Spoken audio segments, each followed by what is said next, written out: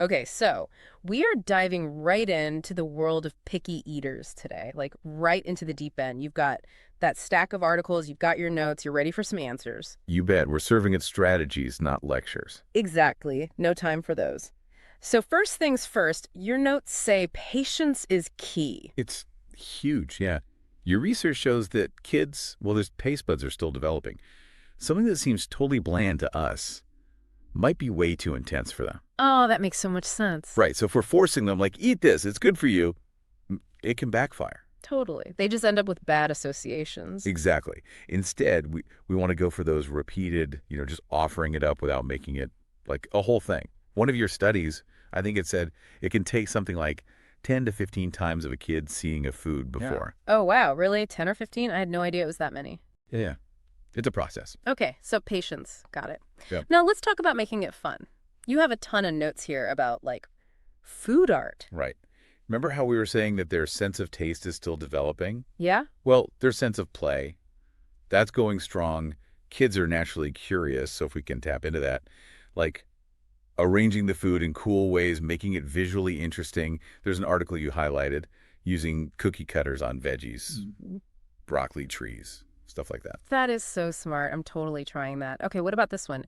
Getting the kids in the kitchen. Oh, game changer. When kids are involved, helping wash the vegetables, stirring things, maybe even picking out the recipe, of course, age-appropriate stuff, Of it course. gives them a sense of ownership. Totally. It's like, hey, I made this. Exactly. They go from picky eaters to, like, proud little chefs. Love it. Okay, this next one really stood out to me in the research too. Not using food as a reward or punishment. Yeah, it's tempting, right? Like, if you eat your peas, you could have dessert. Yeah, we've all been there. But the research is pretty clear. That kind of sets up some not so great patterns. Makes sense. It can lead to like overeating treats, and it teaches kids to like view the healthy food as a chore.